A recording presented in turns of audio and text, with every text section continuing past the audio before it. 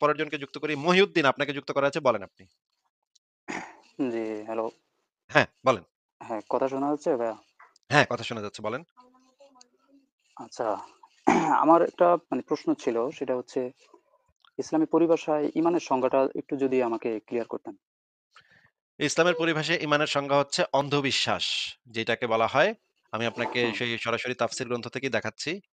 আমি বললে তো বলবেন যে আপনারা যে নাস্তিকরা ইসলামকে নিয়ে মিথ্যা কথা বলছে, বানায়, বানায় মিথ্যা কথা বলে, নাস্তিকরা হ্যাঁ, কত হ্যাঁ, হ্যাঁ। খারাপ, নাস্তিকরা কত জি, ইসলাম নিয়ে কত মিথ্যা, মিথ্যা কথা বলে। আমরা তো এগুলা নাস্তিকদের কথা শুনবো না, নাস্তিকদের কথা মানবো না। এগুলো আপনারা বলবেন তো? এই কারণে আমরা জি, জি। সমস্ত দলিল প্রমাণ জমা করে রাখি। জমা করে রাখার ফলে যে জিনিসটা হয়, এটা হচ্ছে আপনারা যখন জিজ্ঞেস করেন এসে, তখন আমরা একদম দলিল থেকে দেখা দিই। এবার আমি বের করতেছি দলিলটা। আ আমরা ১ম এ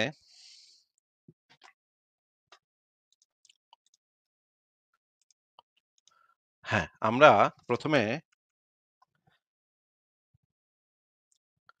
তাফসিরে জালালাইনের নাম তো আপনি শুনছেন, তাই না? জি, জি। এটা একটা বিখ্যাত তাফসির গ্রন্থ। বাংলাদেশে অনেক পপুলার মাদ্রাসাগুলোতে পাঠ্যপুস্তক, এবং এটা সারা বিশ্বে অত্যন্ত গুরুত্বপূর্ণ একটা তাফসির গ্রন্থ। তাফসিরে জালালাইনের ১ম খণ্ড ইসলামিয়া কুতুবখানা পৃষ্ঠা নাম্বার ৭৭ এ যেটা লেখা আছে, এই ঈমানের হুম। সংজ্ঞা দেখা যাচ্ছে ভাই স্ক্রিনে? জি, জি। এটা কোন ইমাম বলছে?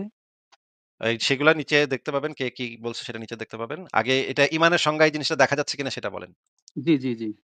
আচ্ছা। এখানে লেখা আছে যে আ হ্যাঁ। অর্থাৎ নবী করিম যা নিয়ে এসেছেন তার প্রতি আস্থা রেখে বিশ্বাস করা, এটাকেই বলা হয় ঈমান। ঠিক আছে? এটা লেখা আছে দরসে মিশকাত পৃষ্ঠা নাম্বার ৩৭ খণ্ড ১। ঠিক আছে? এটা এরপরে হচ্ছে আরো মিশকাত তৈরি দিয়া ইমাম দরসে মিশকাত মানে মিশকাত শরীফের শরাহ গ্রন্থ, জি। দরসে গ্রন্থতে লেখা আছে। ঠিক আছে? এরপরে আচ্ছা। লেখা আছে এখানে, অনুভূতি গ্রাহ্য ও দৃশ্যমান কোন বস্তুতে কারো কথায় বিশ্বাস করার নাম ঈমান নয়। মানে হুম, হচ্ছে, হুম। আপনি যদি সরাসরি দেখেন একটা জিনিস, যে মনে করেন আমেরিকার প্রেসিডেন্ট ডোনাল্ড ট্রাম্প, সে বাংলাদেশে ঘুরতে আসছে, তারে আপনি দেখছেন। তারে আপনি বিশ্বাস করলেন যে ডোনাল্ড ট্রাম্প বইলা কেউ আছে। এই হুম। বিশ্বাস করাটা ঈমান না। এটাকে ঈমান বলা হয় না। নিচে লেখা আছে মুমিনের পরিচয় দিতে গেলে আয়াতে ২ টি শব্দ ব্যবহৃত হয়েছে, ঈমান এবং গায়েব। এ থেকে বোঝা গেল অনুভূতি গ্রাহ্য ও দৃশ্যমান কোন বস্তুতে কারো কথায় বিশ্বাস স্থাপন করার নাম ঈমান নয়। উদাহরণস্বরূপ বলা হয় যে, কোনো ব্যক্তি যদি কোনো এক টুকরো সাদা কাপড়কে সাদা এবং এক টুকরো কালো কাপড়কে কালো বলে, আর এক ব্যক্তি যদি তার কথা সত্য বলে মেনে নেয়, তাহলে একে ঈমান বলা যায় না। এতে বক্তার কোনো প্রভাব বা দখল নেই। অপরদিকে রাসূল সাল্লাল্লাহু আলাইহি সাল্লামের কোনো সংবাদ জি, কেবলমাত্র রাসূলের উপর বিশ্বাসবশত মেনে নেয়াকেই শরীয়তের পরিভাষায় ঈমান বলে। এইটা নেয়া হয়েছে মারিফুল কুরআন থেকে। মুফতি, পাকিস্তানের বিখ্যাত মুফতি শফি ওসমানী, যিনি হচ্ছে আল্লামা তাকি ওসমানীর পিতা ছিলেন। একটা বিখ্যাত গ্রন্থ লিখছিল, তাফসীর গ্রন্থ মারিফুল কোরআন। সেই শফি ওসমানীর সংজ্ঞা থেকে এটা নেয়া হয়েছে। নিচে আরো বলা আছে, এই জিনিসটা আমি দেখাচ্ছি। ওই পরের পৃষ্ঠা থেকে গায়েবের সংজ্ঞা। গায়েবে অর্থ, আবিধানিক অর্থ অজ্ঞাত, অদৃশ্য এবং গোপন। যেগুলোর সংবাদ রাসূল দিয়েছেন এবং মানুষ যে সমস্ত বিষয় স্বীয় বুদ্ধি বলে ও ইন্দ্রিয়গ্রাহ্য অভিজ্ঞতার মাধ্যমে জ্ঞান লাভে সম্পূর্ণ অক্ষম। মানে পুরা কথাটার মানে হুম। হইল, মোহাম্মদ যেই কথাটা বলছে, যা বলছে সেটাকে কোন ধরনের প্রমাণ ছাড়া জি, শুধুমাত্র নবী মোহাম্মদ বলছে এইটাকে তার কারণে বিশ্বাস করে হুম, নেয়া, হুম। সম্পূর্ণভাবে বিশ্বাস করে নেয়া, এইটাকে ইসলামের পরিভাষায় ঈমান বলা হয়। নিচে আরো দেখি আমরা এখানে কি বলা আছে। আচ্ছা ভাইয়া, গায়েব বলা হয়, ভাই এই জিনিসটা আগে ভালো করে পড়বো আমরা। পড়ার পর এটা একজন আমি আলেমের পড়ছি বক্তব্য ভাইয়া, শুনবো। ভাইয়া। আমি পড়ছি তো। আমি আপনি শুধু চাচ্ছিলাম একা যে পড়লে তো হবে না। আমাদের দর্শকদেরও এটা জানতে হবে। দর্শকদেরও এটা আচ্ছা, শুনতে আচ্ছা। হবে। শুধু জি, আপনার জি, একার জি। সাথে তো আমি কথা বলি না ভাই। আমার হ্যাঁ, হ্যাঁ, হাজার, ঠিক হাজার আছে। দর্শক বুঝতে পেরেছি। পরবর্তীতে এই লাইভটা শুনবে। তাদের সবার জি, উদ্দেশ্যে আমি কথা বলি। আচ্ছা। এখানে লেখা আছে, গায়েব বলা হয় ওই জিনিসকে যা বান্দা থেকে গোপন করা হয়েছে। যেমন জান্নাত জাহান্নামের অবস্থান। মানুষ পঞ্চ ইন্দ্রিয়, শক্তি ও মেধাশক্তি দ্বারা যা কিছু জানার উপায় নেই তাকে গায়েব বলে। নিচে আরো বলা আছে, যা পঞ্চ ইন্দ্রিয় বা অন্য কোনো দলিল ব্যতীত সাধারণভাবে জানা যায় না তাকে গায়েব বলা হয়। নিচে আরো বলা আছে যে ওই জিনিসকে গায়েব বলা হয় যার উপর কোনো দলিল বিদ্যমান নেই এবং কোনো মাখলুক সে বিষয়ে অবগত নয়। এই জিনিসগুলাকে এই আল্লাহ তাআলা নিজ ওহীর মাধ্যমে রাসূলকে গায়েবের খবর জানিয়েছেন। এইগুলাকে একদম অন্ধভাবে শুধুমাত্র রাসূলের উপর বিশ্বাস করে সেই সমস্ত বিষয় রাসূল যা নিয়ে আসছে সমস্ত কিছুকে একদম পুঙ্খানুপুঙ্খভাবে বিশ্বাস করা কি বলা হয়? ঈমান। এবার আমরা বাংলাদেশের একজন আলেম, আ মানে ওয়াজকারী আবু তোহা আদনানের একটা বক্তব্য শুনবো। উনি কি বলে ঈমানের সংজ্ঞা সেটা আমরা শুনি। শোনেন একটু ভালো করে। সপ্তম আসমানের উপরে আছে সিদরাতুল মুনতাহা। কি আছে? এটা একটা কুল গাছ, বড়ই গাছ। নাসা আবিষ্কার করতে পেরেছে, অতএব বিশ্ববাসী বিশ্বাস করবে না। নাসা যদি কালকে বলে হ্যাঁ পাওয়া গেছে সিদরাতুল মুনতাহা, তাহলে বিশ্ববাসী বিশ্বাস করবে। একটা শিরকি দর্শন চলছে, কুফরি দর্শন। ও যখন বলবে হ্যাঁ, তখন সবাই বলে হ্যাঁ, যখন তারা বলে না, সবাই বলে না। আল্লাহ পাকের ওহীর জ্ঞানের কোনো মূল্য নাই সবার কাছে, ইল্লা মাশাআল্লাহ। সিদরাতুল মুনতাহার উপরে আছে কুরসি। কি আছে? কুরসি। আল্লাহ পাকের কুরসি, যেটা আপনি আয়াতুল কুরসির মধ্যে পড়েন, ওয়াসিআ কুরসিয়ুহুস সামাওয়াতি ওয়াল আরদ, মানে আল্লাহ পাকের কুরসিটা আসমান জমিনকে ঘিরে রেখেছে। আর বলে রাখি যে প্রত্যেক ফরজ নামাজের পর যে আয়াতুল কুরসি পড়ে, জান্নাতে যাওয়ার জন্য তার একটাই বাধা, মৃত্যু। মওত হয়ে গেলে জান্নাতে চলে যাবে। একটা হাদিস আছে, রাত্রে বেলা ঘুমানোর সময় কেউ যদি আয়াতুল কুরসি পড়ে, সারা রাত আল্লাহর পক্ষ থেকে একজন ফেরেশতা তাকে পাহারা দিবে। এই ফেরেশতা তো দেখা যায় না, দেখা যায়? তো কয়েকদিন পর যদি বলে যে যা দেখা যায় না তা বিশ্বাস করা যাবে না, আসলে কিন্তু এপিস্টেমোলজি তাদের এটাই, যা দেখে না তা বিশ্বাস করে না। পশ্চিমারা কি ফেরেশতা বিশ্বাস করে? কেন করে না? এটা তো একটা প্রশ্ন, উত্তরটা আমি বলছি আপনাদেরকে। কারণ তাদের জ্ঞান তত্ত্ব হচ্ছে যা চোখে দেখি না, যা পরীক্ষা নিরীক্ষা পর্যবেক্ষণে আসে না, তার কোনো অস্তিত্ব নাই। এটা ওদের ফিলোসফি অফ এডুকেশন, শিক্ষা দর্শন। এটাকে আমরা ফিলোসফি ভাষায় বলি এপিস্টেমোলজি বা জ্ঞান তত্ত্ব। জ্ঞান তত্ত্ব টিচার যারা আছে তারা বুঝবে। তাদের জ্ঞান তত্ত্ব এমন, আর আমাদের জ্ঞান তত্ত্ব উল্টা, টোটালি ডিফারেন্ট। আমরা কি বলি? আমরা বলি ওয়াকুলিল হাক্কু মির রাব্বিকুম, সত্য আল্লাহর পক্ষ থেকে আসে। আমরা বলি যে অদৃশ্যে বিশ্বাস না করা পর্যন্ত কেউ মুমিন হতে পারবে না। ইমানের কয় পিলার? ইমানের কয় পিলার? 6 পিলার। আমানতু বিল্লাহি, আল্লাহর প্রতি বিশ্বাস করলাম, ওয়া মালাইকাতিহি, তার ফেরেশতাগণের প্রতি, ওয়া কুতুবিহি, আল্লাহ পাকের আসমানি কিতাবসমূহের প্রতি, ওয়া রুসুলিহি, আল্লাহ পাকের রাসূলগণের প্রতি, ওয়াল ইয়াউমিল আখির, পরকালের প্রতি, ওয়াল কদরি খাইরিহি ওয়া শাররিহি, তাকদীর বা ভাগ্যের ভালো মন্দের প্রতি। এই 6টার একটাও কি চোখে দেখা যায়? আল্লাহকে দেখেছেন? ফেরেশতা দেখেছেন? আমাদের নবীকেও কি দেখেছেন? শুধু কোরআনটা আপনি চোখের সামনে দেখছেন, আর কিচ্ছু আপনি দেখছেন না। পরকাল দেখেছেন? তাকদীর, ভাগ্য দেখেছেন? কিচ্ছু দেখেন না। এই 6টা পিলারে বিশ্বাস না করতে পারলে কেউ মুমিন হতে পারবে না। পারবে? আলিফ লাম মিম যালিকাল কিতাবু লা রাইবা ফিহি হুদাল লিল মুত্তাকিন, কারা মুত্তাকি? আল্লাযীনা ইউমিনুনা বিল গায়বি। এই যে 6টা গায়েবে যারা বিশ্বাস করে, এরা হলো মুমিন মুত্তাকি। তাহলে আমাদের জ্ঞানের ভিত্তিটা কি? আমরা অদৃশ্য বিশ্বাস করি, আর ওদের জ্ঞানের ভিত্তি হচ্ছে ওরা চাক্ষুষ যা দেখে তাতে বিশ্বাস করে।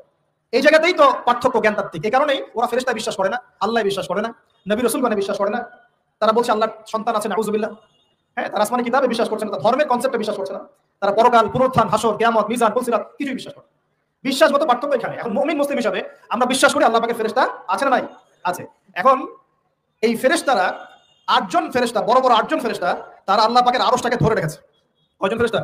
8 জন। এই 8 জন ফেরেশতা আল্লাহর আরশকে টেনে নিয়ে আসবে কিয়ামতের মাঠে। বলেন সুবহানাল্লাহ। আল্লাহ পাকের এমনও ফেরেশতা আছেন যারা একটা ফুৎকার দিবে, জাস্ট একটা ফু, এক ফুৎকারে পুরো মহাবিশ্ব ধ্বংস হয়ে যাবে। এত শক্তিশালী ফেরেশতা আছে আল্লাহ পাকের। আমরা যখন মায়ের গর্ভে ছিলাম, এরকম একজন ফেরেশতাই আল্লাহর পক্ষ থেকে রূহ নিয়ে এসে মায়ের গর্ভে ফুঁকে দিয়েছে, এবং আল্লাহর হুকুমে 4টা বিষয় লিখে দিয়েছে। আমরা প্রত্যেকে যখন মায়ের গর্ভে ছিলাম, বয়স ছিল 4 মাস 10 দিন। আমরা তো সব ভুলে গেছি এখন, এগুলো মাত্র 4 মাস 10 দিন। এখন শরীরে শক্তি আছে তো, এই জন্য শৈশব, বাল্যকাল সব ভুলে গেছি। আবার একদিন শরীরে শক্তি থাকবে না, তখন আবার আল্লাহ করা শুরু করবো। 2 দিন ডায়রিয়া হলেই আল্লাহ শুরু হয়ে যায়। যখন সুস্থ থাকে আল্লাহর বিরুদ্ধাচারণ করে, আল্লাহ বলতে কেউ নাই। ঠিক আছে? তো ওই ফেরেশতা লিখে দিয়েছেন 4টা জিনিস আল্লাহর পক্ষ থেকে। 1, সেই ব্যক্তির হায়াত কতটুকু হবে। 2, দুনিয়াতে রিজিক পাবে, কি কি রিজিক পাবে। 3 নাম্বার, তার কাজগুলো কি কি হবে, দুনিয়ায় কি কি কাজ করবে সে। আর 4 নাম্বার, তার সৌভাগ্য, সে সৌভাগ্যবান হবে না দুর্ভাগ্যবান হবে, মানে জান্নাতি হবে না জাহান্নামী হবে। এটা লিখে দেওয়া হয়ে গেছে। এখন এরকম 8 জন বড় বড় ফেরেশতা আল্লাহর আরশটাকে ধরে রেখেছেন। আর আমরা বলছি কুরসির কথা। এই কুরসি আসমান জমিনকে ঘিরে আছে। আর আয়াতুল কুরসি যে ব্যক্তি তেলাওয়াত করবে, ইনশাআল্লাহ তাআলা আল্লাহর পক্ষ থেকে একজন ফেরেশতা তাকে সারা রাত পাহারা দিবে ইনশাআল্লাহ। আচ্ছা, আমরা শুনলাম যে ঈমান কাকে বলে, ঈমানের একদম বিস্তারিত ইয়াই দিয়ে দিল। এবং মুমিন কাকে বলে এই জিনিসটা আমাদের একই সাথে জেনে নেওয়া দরকার। কারণ মুমিন জিনিসটাও ঈমানের সাথে সম্পর্কিত। মুমিন হচ্ছে নাকে দড়ি বাঁধা উটের মতো। কোরআন হাদিসে যা আছে সেটা কোনো ধরনের সংকোচ ছাড়া, কোনো ধরনের সন্দেহ ছাড়া, কোনো ধরনের প্রমাণ চাওয়া ছাড়া, কোনো ধরনের আর্গুমেন্ট ছাড়া, যুক্তি তর্ক ছাড়া একদম নিঃসংক চিত্তে মেনে নেয়া, যে মেনে নেয় তাকে বলা হয় মুমিন। যে হচ্ছে মানে হাদিসের পরিভাষায় যাকে বলা হয় নাকে দড়ি বাঁধা উটের মতো। আমরা একটু মুফতি ইব্রাহিমের এই কথাটা শুনে নিই। আল্লাহ বলেছেন যালিকা বিআন্নাহুম কারিহু মা নাযালাল্লাহু ফাআহবাতা আমালাহুম, আল্লাহর নাযিলকৃত বিধানকে তারা ঘৃণা করেছে, মেনে নিতে সংকোচ করেছে, এই জন্য তাদের সমস্ত আমল আল্লাহ বাতিল করে দিয়েছেন, পুরো দিন বাতিল। ওমাই ইয়াকফুর বিল ঈমানি ফাকাদ হাবাতা আমালু, সূরা মাইদার 5 নম্বর আয়াতে আল্লাহ বলেছেন ঈমানের সাথে যে কুফরি করবে তার সমস্ত আমল বরবাদ হয়ে যাবে। ইসলামের কোন জিনিস মানতে সামান্য সংকোচ করলে ঈমান বরবাদ, কোনো সংকোচ থাকতে পারবে না। এই সংকোচে আল্লাহর দিন মানতে হবে, সামি'না ওয়া আতা'না, শুনলাম আর মানলাম, আর কোনো কথা নেই। নবীজি বলেছেন ইন্নামাল মুমিনু কাল জামালিল আনিফ হাইসুমা কিদান কাদ, মুমিন হলো নাকে রশি লাগানো উটের মতো, যেখানে বাঁধবে ওখানে থাকবে, কারণ মুখ না দিলে তো নাকের মধ্যে ব্যথা লাগবে। নবীজি বলেছেন। আচ্ছা, আমরা পুরা জি। জিনিসটা দেখলাম। এই হাদিসটা আমরা দেখে নিতে পারবো এবং এই বিষয়ে আহমদুল্লাহরও বক্তব্য আছে। হাদিসটা আমরা দেখে নিব যে মুমিন ব্যক্তি হচ্ছে নাকে দড়ি বাঁধা উটের মতো। যে জিনিসটা তার সামনে বলা হবে সেই জিনিসটাকে সে একদম অন্ধভাবে বিশ্বাস করবে, যেটাকে আমরা বলি অন্ধবিশ্বাস। আর আপনারা বলেন ঈমান। এইটাকে আমরা অন্ধবিশ্বাস বলি। কারণ এটার সপক্ষে কোনো প্রমাণ নাই। হ্যাঁ, এবার বলেন মহিউদ্দিন। আসলে এতক্ষণ যা শুনলাম, এটার কোনো ভিত্তি নাই। ঠিক আছে? এগুলো হচ্ছে ঈমানের পরের অবস্থা, ঈমানের পরের স্টেজ। যদি আমি ঈমান আনি, ঠিক আছে? এখন আমার ঈমান আনার জন্য একটা স্পেসিফিক একটা কারণ লাগবে। যার কারণে আমার আল্লাহর প্রতি আমার ঈমান আনবে মানে আসবে, রাসূলের প্রতি ঈমান আসবে এবং ভাই পূর্ববর্তী আমি যেই তো আপনাকে রাসূল। ইমানের হুম? সংজ্ঞাটা আপনি চেয়েছিলেন, আমি ইমানের সংজ্ঞাগুলাই দেখালাম আপনাকে। হ্যাঁ, আমি এখন ইমানের ভিন্নকিকেও আগে কি দেখাচ্ছিলাম। দরকার, ইমান আসার আগে কি দরকার সেটা তো ভিন্ন জিনিস ভাই। তাইলে আপনার জি, জি, বলা ওইটাই। উচিত ছিল? তাহলে তো আপনার প্রশ্ন করা উচিত ছিল ইমান আসার আ ইয়াগুলা কি, কি? prerequisite গুলা কি, কি? কি, কি থাকলে জি। ইমান আসবে? সেটা তো ভিন্ন প্রশ্ন ভাই। হ্যাঁ, হ্যাঁ, হ্যাঁ। মানে আমি আপনার কাছ থেকে শুনতে চাইছিলাম যে মানে আপনি একটা ভিন্ন একটা মত আপনি যাতে প্রকাশ করেন। ঠিক আছে? এগুলো তো হচ্ছে কোরআন হাদিসের কথা। কিন্তু কোরআনেও কিন্তু ঈমানের সংজ্ঞা ওইভাবে দেওয়া নাই। কিন্তু পুরো কোরআনটা যখন মানে পড়া হবে এবং বুঝা হবে, তখন কিন্তু এটার একটা যে সার কথা, এই কথাটাই হচ্ছে ঈমান। এখন আপনার কাছ থেকে ওইটা আমি একটু জানতে চাই। আমি তো আপনাকে ইসলামের পরিভাষায় আপনি এসে জিজ্ঞেস করেছিলেন, ইসলামের পরিভাষায় ঈমানের সংজ্ঞাটা কি? আমি আপনাকে ইসলামের পরিভাষায় ঈমানের সংজ্ঞাটা দেখালাম। এখন আমাদের সংজ্ঞা অনুসারে এই জিনিসটাকে আমরা বলি অন্ধবিশ্বাস। কারণ একজন হিন্দুর কাছেও তার যে ধর্মগ্রন্থে যেগুলো লেখা আছে সেগুলাকে অন্ধভাবে বিশ্বাস করাটা, মনে করেন তার ধর্মগ্রন্থে লেখা আছে মা কালী, শিব, গণেশ, হনুমান, রাম, বিষ্ণু, ব্রহ্মা এই সমস্ত হাবিজাবি সমস্ত দেবদেবীর কথা লেখা আছে। সেও তার ধর্মগ্রন্থে যেগুলো লেখা আছে সেগুলাকে সে অন্ধভাবে বিশ্বাস করে। আবার হুম, মনে করেন বৌদ্ধ ধর্মের ভিতরেও কিছু এরকমের কিছু জিনিসপত্র আছে। পৃথিবীতে ৪,৫০০ ধর্ম আছে ভাই। সবগুলা ধর্মের ভিতরে এই ধরনের উদ্ভট সমস্ত জিনিসপত্র আছে। যেই ধর্মের মানুষ তারা তাদের ধর্মটাকে অন্ধভাবে বিশ্বাস করে। মনে করেন প্রাচীন গ্রিসে যেই মানুষেরা ছিল তারা তাদের যে ধর্মটা ছিল, জিউস নামক একটা প্রধান দেবতা ছিল। তার ছেলেমেয়ে ছিল। সে আবার মানে ব্যক্তিগত জীবনে জিউস ছিল বিরাট লম্পট। সে বিভিন্ন রানীরে প্রেগন্যান্ট করে ফেলাইতো। তার একটা বাচ্চা ছেলে হয়েছিল হারকিউলিস, সেটা আধা দেবতা আধা মানুষ। হ্যাঁ? এই জি। সমস্ত গল্প একসময় গ্রিসের মানুষেরা বিশ্বাস করত। এখন মানে সেই ধর্মের আধ্যাত্মিক লেভেলের কথাবার্তা আরকি যেগুলো।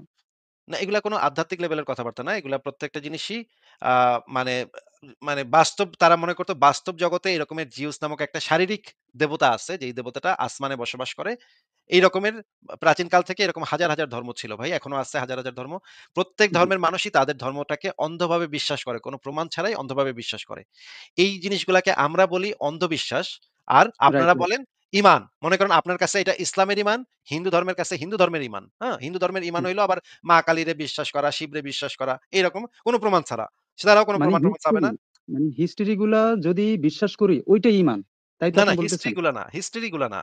হিস্ট্রি তাহলে? আর এই অতি প্রাকৃতিক দাবি এগুলা তো ভিন্ন জিনিস ভাই। হিস্ট্রি মানে হচ্ছে, হিস্ট্রি মনে করেন ভারতে মোগলরা রাজত্ব করেছে। তার পরে এসেছে ব্রিটিশরা। এগুলা হচ্ছে হিস্ট্রি। যেগুলা হচ্ছে, যেইটাকে হুম, বাংলায় বলে ইতিহাস। মানে সেগুলার সপক্ষে প্রমাণ থাকতে হবে। কিন্তু মনে করেন আগের কালে রাম ছিল, কৃষ্ণ ছিল, হনুমান ছিল। এগুলা হিস্ট্রি না, হিস্ট্রির অংশ না। এগুলো হচ্ছে পৌরাণিক উপকথা। এগুলো হচ্ছে পুরাণ। এগুলো হচ্ছে মিথোলজি। ইংরেজিতে বলা হয় হুম। মিথোলজি। জিউস ছিল, হারকিউলিস ছিল, এগুলাকে বলা হয় মিথোলজি। এগুলো কোনো হিস্ট্রি না। জিউস, আচ্ছা, হারকিউলিস, তারপরে মানে মনে করেন প্রাচীন মিশরের যে দেবদেবীগুলা আমন-রা, হোরাস, এইগুলা হচ্ছে মিথোলজি। এগুলা কোনো হিস্ট্রি না। কিন্তু আচ্ছা, Alexander the great, Socrates, Gautam Buddha এরা হচ্ছে হিস্ট্রি। এরা হিস্ট্রির অংশ। মুহাম্মদও হিস্ট্রির অংশ। কিন্তু আচ্ছা। মুহাম্মদ যেই জিনিসগুলা বলছে যে আল্লাহ, ফেরেশতা, এইগুলা হিস্ট্রি না। এগুলা হচ্ছে মিথোলজি, মিথোলজি। জি। পৌরাণিক উপকথা। এগুলোর সপক্ষে কোনো প্রমাণ নাই। এখন এই আমাদের আশেপাশে যা কিছু আছে, হ্যাঁ? আসমান, জমিন, তারপর হচ্ছে আমাদের যে রিজিক, খাদ্য এবং আমাদের সন্তান, স্ত্রী, বাবা-মা, ঠিক আছে? এই বিষয়গুলো নিয়ে মানে বিস্তারিতভাবে কোনো ধর্মগ্রন্থ আছে কি? যে এগুলো সম্পূর্ণভাবে মানে বলে দিছে বা কি বলে দিছে? এগুলো এই যে মানে এই সৃষ্টি নিয়ে যেই চিন্তা ভাবনার কথা, ঠিক আছে? সৃষ্টি নিয়ে কিছু বুঝতেছি না ভাই আপনার কথা। আপনাকে মানে যেই কোরআন আলোচনাটাতে ছিলাম সেটা আগে শেষ করি। যে আপনি তো ঈমানের জি, জি, সংজ্ঞাটা ওইটাই, জানলেন। আমি এদিকেই আপনি ঈমানের মানে সংজ্ঞাটা যাচ্ছি। একটু কথাটা শুনেন একটু। আপনি তো জি, একটা মুসলিম পরিবারে জন্ম নিচ্ছেন, তাই না ভাই? জি। আপনি তো ইসলামের যে এই বিষয়গুলা, যে মনে করেন ফেরেশতা আছে, জান্নাত জাহান্নাম আছে, এগুলোর সপক্ষে তো আপনার কাছে কোনো প্রমাণ নাই। নবী মুহাম্মদের কাছে প্রমাণ ছিল না। নবী মুহাম্মদও ভাই কোনো প্রমাণ দিতে আমি পারে আমি নাই কোনো ওখানে কিছুর। আমি এখনো ওইদিকে যাইই নাই। আমি ধরেন আমি আমার এখনো কথাটা শুনে নেন। আপনি তো এই ঈমান নিয়ে আলোচনাটা ছিল। এখন আবার হ্যাঁ, সৃষ্টি-টৃষ্টিতে চলে যাচ্ছে কেন? এটা তো শেষ হয়নি তো এটার আলোচনা। ঈমান যে জিনিসটা, আপনি জি, যে জিনিসটা নবী মুহাম্মদও প্রমাণ দিতে পারে নাই আল্লাহ আছে বা ফেরেশতা আসছে তার কাছে, এগুলোর কোনো কিছুরই নবীও প্রমাণ দিতে পারে নাই। আপ আমি নিশ্চিত যে আপনার কাছে এগুলোর সপক্ষে কোনো প্রমাণ নাই। কারণ এগুলোর যদি প্রমাণ থাকতো তাহলে তো পৃথিবীর সবাই ভাই কালকে মুসলমান হয়ে যেত। প্রত্যেক ধর্মেই কিছু দাবি-দাওয়া আছে কিন্তু কোনো প্রমাণ নাই। এখন আমার কথা হচ্ছে যে আপনি তো একটা মুসলিম পরিবারে জন্মাইছেন। এইজন্য ইসলামে এই সমস্ত বিষয়গুলাকে আপনি অন্ধবিশ্বাস করেন। একজন যে হিন্দু পরিবারে জন্মাইছে সেও তার ধর্মের যে গালগপ্পগুলো আছে সেগুলাতে অন্ধবিশ্বাস করে। আপনাকে আমার প্রশ্ন হচ্ছে যে আপনার ঈমান আর একটা হিন্দুর ঈমানের মধ্যে পার্থক্য কি ভাই? আমি আসলে এই মানে অন্ধবিশ্বাসে আমি এটা বিশ্বাস করি না। আমি অবশ্যই তার কিছু মানে না কিছু তার মানে আপনি দেখছি। প্রমাণ সহ বিশ্বাস করেন। যাই আপনি বিশ্বাস করবেন, প্রমাণ না দিলে আপনি মানবেন না নাকি? হ্যাঁ, হ্যাঁ, এটাই। আচ্ছা, তাহলে আপনি ভাই অবশ্যই না। আমাদেরকে একটু আল্লাহর রাস্তায় ফেরেশতাদের একটা প্রমাণ দেন তো ভাই। না, ফেরেশতাদের না। মানে আল্লাহর না, মানে ফেরেশতা কি আল্লাহর আপনি উপরে বিশ্বাস করেন? ফেরেশতাদেরকে বিশ্বাস করেন আপনি? ভাই আমি একটা স্টেজে যাই। আমি একটা আপনাকে যেটা স্টেজে জিজ্ঞেস আমি করতেছি জাস্ট সেটার উত্তর দেন। আপনি কি ফেরেশতাদেরকে বিশ্বাস করেন? আমি আসলে আ কি বলবো? আমি একটা মানে সিরিয়ালে একটা যাইতে চাইতেছিলাম আরকি। আপনাকে আপনার আবারও যে জিজ্ঞেস করতেছি, আপনি কি ফেরেশতা আছে এটাতে বিশ্বাস করেন নাকি করেন না? হ্যাঁ, হ্যাঁ, অবশ্যই ফেরেশতা আছে এটা তাহলে বিশ্বাস আপনি করি। একটু আগে বলছেন কিন্তু আপনি প্রমাণ ছাড়া কোন কিছু বিশ্বাস করেন না। এখন বলছেন আপনি ফেরেশতাতে বিশ্বাস করেন। তার মানে ফেরেশতার প্রমাণ আপনার কাছে আছে। যদি এই ফেরেশতার প্রমাণ আপনি এখন আমাদেরকে দিবেন, আমরা একটু আপনার প্রমাণটা যাচাই করে দেখব। যে আপনি কি প্রমাণ এখন দিয়া ফেরেশতাতে বিশ্বাস করেন? এই যেটার প্রমাণ খোদ মোহাম্মদ দিতে পারে নাই। যেই জিনিসের প্রমাণ খোদ মোহাম্মদ দিতে পারে নাই, সেই প্রমাণ নাকি আপনার কাছে আছে। কি অদ্ভুত কাণ্ড! তাইলে তো ভাই আপনি নোবেল পুরস্কার পাইবেন একটা। ফেরেশতার প্রমাণ যদি আজকে আমাদের সামনে উপস্থাপন করতে পারেন, কালকে আপনার নোবেল কমিটি খুইজ্জা নিয়া আপনার নোবেল পুরস্কার দিব। যে একটা বিজ্ঞানে নতুন একটা আপনি জিনিস মানে দেখায় দিছেন, প্রমাণ করে দিছেন। ঠিক আছে? এটা আছে কোন বিশ্বাসে এটাই আমি আপনাকে বলতে চাচ্ছিলাম যে এটা আপনাকে আমি জিজ্ঞেস আসলে করতেছি যে বলছি আপনি যে প্রমাণ পেয়ে ফেরেশতাতে বিশ্বাস করছেন, না, সেই না প্রমাণটা কিছু একটু আমাদের সামনে উপস্থাপন করেন। চাক্ষুষ যে চাক্ষুষ বিষয়টা আমি বলি এরকম নাই, না। আপনাকে আমি একবারও বলি নাই যে চাক্ষুষ প্রমাণ হইতে হবে। সেটা আপনাকে আমি একবারও বলি নাই। তাহলে আপনি যেই বিজ্ঞান প্রমাণটা মানে কথা শুনে নেন, সায়েন্টিফিক্যালি কেন? কথা শুনে নেন। জি, জি, আপনি যেই প্রমাণটা পেয়ে বিশ্বাস করছেন, আপনি জি। বলেছেন যে আপনি প্রমাণ ছাড়া কোন কিছুই বিশ্বাস করেন না। খুবই ভালো। এটা তো আমি এটাকে অ্যাপ্রিশিয়েট করি। আমি আপনাকে এটার জন্য একটা ধন্যবাদ দেই যে আপনি খুব ভালো একটা কথা বলছেন যে প্রমাণ ছাড়া কোন কিছু বিশ্বাস করাটা একটা অন্ধবিশ্বাস। এইটা তো হ্যাঁ, খুব এটা ভালো এটা কথা। ঠিক। এটা কিন্তু ঠিক। আপনি পরে বলছেন যে আপনি ফেরেশতাতে বিশ্বাস করেন। এখন নিশ্চয়ই তাইলে আপনি প্রমাণ পেয়েই ফেরেশতাতে বিশ্বাস করছেন। না আপনি কি ফেরেশতার ওই যে প্রমাণটা আমানতু বিল্লাহি এটাকে ইমানের সংজ্ঞা ভাবতেছেন? আপনি ফেরেশতার প্রমাণটা আমাদের সামনে একটু উপস্থাপন করেন যে, এই এটা প্রমাণটা তো আমি একটা আয়াত। ফেরেশতা দেখছি, সেইটা আমি সেই প্রমাণটা আপনি আমাদের সামনে উপস্থাপন করেন। আমরা একটু দেখি যে আপনি কি ফেরেশতার প্রমাণ পেয়ে ফেরেশতাতে বিশ্বাস করছেন সেটা আমরা একটু দেখব। দেখেন ভাই, আমি আমার ইমানের চাক্ষুষ প্রমাণ সংজ্ঞাটা আমি একটু একবারও বলি। বলি নাই। ভাই, আপনি যেই প্রমাণ আছে আপনার কাছে আপনি যেই প্রমাণ পেয়ে এটাতে বিশ্বাস করছেন সেই প্রমাণটা দেন। আমি মানে কিসের উপর ঈমান আনছি এটা এবার আপনাকে একটু বলি, হ্যাঁ? আপনি যেই প্রশ্নটা করেছি শুধু সেটার উত্তরটা আগে দেন। এরপরে যদি বাড়তি কথা থাকে পরে আমি সময় দিব, পরে বলতে পারবেন। আগে এটার উত্তর দিয়ে নেন। ফেরেশতাতে যে আপনি বিশ্বাস করছেন, কি প্রমাণ পেয়ে ফেরেশতাতে বিশ্বাস করছেন সেটা একটু বলেন। ১ম তো অবশ্যই আমি আল্লাহর উপর ঈমান আনছি। আল্লাহকে বিশ্বাস সেটা জিজ্ঞেস করছি করিনি এই বিধায় মুহূর্তে। এই মুহূর্তে সেটা জিজ্ঞেস করিনি। জিজ্ঞেস করেছি আল্লাহ ফেরেশতার বলছে কি এটার প্রমাণ উপর ঈমান পেয়ে আনছি। ফেরেশতার মানে কি আল্লাহ প্রমাণ বলছে পেয়ে আচ্ছা আল্লাহ ঠিক আছে। আল্লাহর প্রমাণটা দেন তাইলে। এটাই, এটাই। ঠিক আছে? কোনটা, আল্লাহর কোনটাই? প্রমাণটা আল্লাহর কিভাবে দেব? প্রমাণটা কোনটা? সেটা এবার দেন। আমি হ্যাঁ। বলি ভাইয়া, আমি বলি। এই যে আমরা যে চলাফেরা করতেছি আমাদের জীবন মরণ, ঠিক আছে? এবং আমাদের যে রিজিক এবং আসমান জমিনের যেই বর্ণনা, এই বর্ণনা সহকারে সৃষ্টিকর্তা আমাদের এই ধর্মীয় গ্রন্থ আল কোরআনে এটার বর্ণনা করা আরে ভাই মানে ভাই শেষ এটা করে তো গেছে। যে একটা হিন্দু ভাই বেটাও কইতে পারে যে আমাগো সৃষ্টি এই যে জমিন আসমান এই যে আমরা সৃষ্টি হুম, হইছি এগুলো সব শিব করেছে। এগুলো আমাকে আমাকে গ্রন্থে লেখা আছে ভাই, আমাকে বেদে লেখা আছে ভাই। এগুলো বিষ্ণু কিন্তু করেছে, শিব করেছে, ব্রহ্মা করেছে। এটা তো একটা হিন্দু ছাগলও কইতে পারে। আপনি এই হিন্দু ছাগলের এই কথা তো আমরা তো প্রমাণ হিসেবে অ্যাকসেপ্ট করতে পারি না। এটা তো কোনো প্রমাণ না, এটা তো একটা এইটাই। দাবি। হ্যাঁ, হ্যাঁ, মানে এটা দাবি। ঠিক এ আছে। তাইলে আপনার কাছে যে জিজ্ঞেস করেছি ভাই, আপনি যে জি। আল্লাহকে বিশ্বাস করেছেন, এটার সপক্ষে কি প্রমাণ পেয়ে বিশ্বাস করেছেন সেটা বলেন? এটা আমি মূলত শুকরিয়া আদায় করতেছি যে আল্লাহ তাআলা আরে আমাকে শুকরিয়া না বাঁচিয়ে ফুকরিয়া রাখছে। আপনি আদায় করতেছেন এটা তো জিজ্ঞেস করি নাই আপনাকে। হিন্দুও তো কইতে পারে আমি ভাই শিবের শুকরিয়া আদায় করতেছি ভাই। আমি ব্রহ্মার শুকরিয়া আদায় এটা তো হিন্দুও কইতে পারে। হ্যাঁ, হ্যাঁ, হ্যাঁ। আপনি যে এটাই তো ঈমান। শুকরিয়া প্রমাণ আদায় পেয়ে করে যে আরে সব আমার কথা স্রষ্টাকে শুইনা উত্তর দেন। আপনি যে প্রমাণ পেয়ে আল্লাহকে বিশ্বাস করেছেন বললেন এইমাত্র। কি জি। প্রমাণ পেয়েছেন আপনি সেই প্রমাণটা দেন শুধুমাত্র। আর কি পুক্রিয়া না শুকরিয়া কি করছেন এটা আমার এখন আলোচ্য বিষয় না। হ্যাঁ। আপনাকে যেটা জিজ্ঞেস করেছি আল্লাহর কি প্রমাণ পেয়ে আপনি আল্লাহকে বিশ্বাস করছেন বলেন? আল্লাহর সৃষ্টি থেকেই আমি আল্লাহকে পাইছি এবং ইব্রাহিম নবী এইটা তো যেভাবে খুঁজছে একটা তো বৌদ্ধও কইতে পারে যে আমি সৃষ্টি দেখে আমি গৌতম বুদ্ধকে খুঁজে পেয়েছি। আমি সৃষ্টি দেখে আমি গুরু নানককে খুঁজে পেয়েছি। গুরু নানকের মানে মাহাত্ম্য আমি খুঁজে পেয়েছি। এটা তো ভাই জি, একটা যেকোনো পাগল ছাগলও কইতে পারে যে আমি এই সৃষ্টি জগৎ দেখে আমি এই যে এত বড় পৃথিবী দেখে আমি বুঝতে পেরেছি ব্রহ্মা আছে। আমি এত বড় হ্যাঁ, পৃথিবী দেখে বলতে বুঝতে পেরেছি জিউস নামক দেবতাটা আছে রে ভাই। না হলে জিউস না জি, থাকলে এগুলা বানাইলো কেডা ভাই? এটা জিউস তো ঠিকই আছে ভাই। এইটা তো যেকোনো বলদাও কইতে পারে। আপনার কাছে এখন জিজ্ঞেস করেছি জি, আপনার কাছে জিজ্ঞেস করেছি, আল্লাহ যে আছে সেইটার প্রমাণটা দেন। সৃষ্টি পৃথিবী দেখে তো আল্লাহ পৃথিবী দেখে পৃথিবীর প্রমাণ পাওয়া যায়। একটা পাহাড় দেখলে পাহাড়ের প্রমাণ আপনি পাইতে পারবেন। নদী দেখলে নদীর প্রমাণ পাইতে পারবেন। কিন্তু আল্লাহর এটা যে আল্লাহর প্রমাণ নাকি বিষ্ণুর প্রমাণ নাকি ব্রহ্মার প্রমাণ নাকি মা কালীর প্রমাণ এইটা যদি কেউ দাবি করে তাহলে তো তাকে দেখাইতে হবে যে আল্লাহ আছে। আল্লাহ যে আছে, আল্লাহর অস্তিত্বের সপক্ষে একটা প্রমাণ দেন আমাদেরকে। আমরা এগুলোর বিষয়ে যদি আমরা স্রষ্টাকে খুঁজি তাহলেই তো আমরা আরে পেয়ে বাল যাবো। স্রষ্টা যে আগে তো থাকতে হবে। অস্তিত্ব আমরা খুঁজবো না। থাকতে হবে। বাল কথাটা এখন বুঝেন, ধরুন আমি কথাটা পাইলাম বুঝেন, না। কথাটা বুঝেন। আগে তো সেই জি। রকমের কোনো একটা অস্তিত্ব থাক থাক আছে কিনা সেই সম্পর্কে নিশ্চিত হইতে হবে। তারপর তো আমরা গিয়ে খুঁজবো। তাহলে এই যদি সৃষ্টি যদি আসলো কোত্থেকে? আরে এটা তো আপনার প্রশ্ন যে ভাই সৃষ্টি আসলো কোত্থেকে? এটা তো কোনো প্রমাণ হ্যাঁ, না। হ্যাঁ। আপনি তো বলছেন যে আপনার কাছে আল্লাহর প্রমাণ আছে। তাইলে আমারে প্রশ্ন করতেছেন কেন? ভাই এটা কেমনে হইলো? ওইটা কেমনে হইলো? ভাই আমি ঘুমাইলে চোখে দেখি না কেন? ভাই আমার পেট ব্যথা করে কেন? এটা তো আমার কাছে প্রশ্ন হইলো আপনার। আমি তো আপনার কাছে জি, এখন আপাতত এই যে আপনার পেট ব্যথা করে কেন? আপনার ঘুমাইলে চোখে দেখেন না কেন? খাইলে ক্ষুধা লাগে না কেন? এই প্রশ্নের উত্তরগুলো আমরা পরে আলোচনা করব। ঠিক আছে? আপনি যে হুম। বলেছেন একটু আগে আল্লাহর প্রমাণ আপনার কাছে আছে সেই প্রমাণটা পেয়ে আপনি আল্লাহকে বিশ্বাস করেছেন। আপনাকে এতক্ষণ ধরে আমি সেই প্রমাণটা চাচ্ছি। আপনি সেই প্রমাণের ধার দিয়েও যাইতেছেন না। খালি কথা ঘুরায়, ঘুরায় অন্যদিকে নিতেছেন। এখন আমারে কইতেছেন ভাই, তাইলে ভাই চাঁদ উঠে কেন? ভাই সূর্য মানে এত গরম কেন? ওই আল্লাহ না মানলে সূর্য গরম কেন? এগুলা তো প্রশ্ন ভাই। এগুলা তো আমরা পরে আলোচনা করব যে সূর্য এত গরম কেন? চাঁদ এত কম গরম কেন? ভাই আপনার খাইলে ক্ষুধা লাগে না কেন? আপনার ঘুমাইলে চোখে দেখেন না কেন? আপনার খালি মানে মাথায় চুলকায় কেন? মাথায় উকুন থাকলে চুলকাইতেই তো পারে। অসুবিধা কি? এই যে আপনার মাথায় চুলকায় কেন? এইটা তো আল্লাহ থাকার প্রমাণ না ভাই। বা পৃথিবীতে পৃথিবী নামক গ্রহটা ঘুরতেছে এটা তো আল্লাহ থাকার প্রমাণ না ভাই। আপনাকে তো আমি বলেছি যে আপনি বলেছেন যে আল্লাহর প্রমাণ আপনার কাছে আছে। সেই প্রমাণটা আমাকে দিয়ে দেন। অসুবিধা কি? প্রশ্ন করতেছেন কেন আমাকে? আমাদের সেই যোগ্যতা নাই যে আমরা সৃষ্টিকর্তাকে দেখবো বা আমরা ছুঁইতে তার মানে পারবো। আপনার সেই কাছে কোনো যোগ্যতা প্রমাণ আমাদের নাই। নাই। এখন আপনি কইতেছেন মানে যে আপনার কাছে কোনো আমাদের প্রমাণ যোগ্যতা আসলে নাই। নাই নাকি? আমাদের যোগ্যতার অভাবের কারণে সৃষ্টিকর্তাকে আমাদের দেখার সেই এটা তো একটা ক্ষমতাই হিন্দু নাই। বলদেও এটা তো একটা হিন্দু বলদেও কইতে পারে যে মা যেই কালীকে কেউ বলুক বোঝার না কেন। মতো মা কালীকে বোঝার মতো যোগ্যতা মনে করেন আমি যদি এখন কই যে মানে মহিউদ্দিন ভাই মা কালী না গতকাল রাত্রে আল্লাহ পাককে ধর্ষণ করে মাইরা ফেলাইছে। আল্লাহ পাক মইরা গেছে। হুম, হ্যাঁ? আল্লাহ পাক শেষ।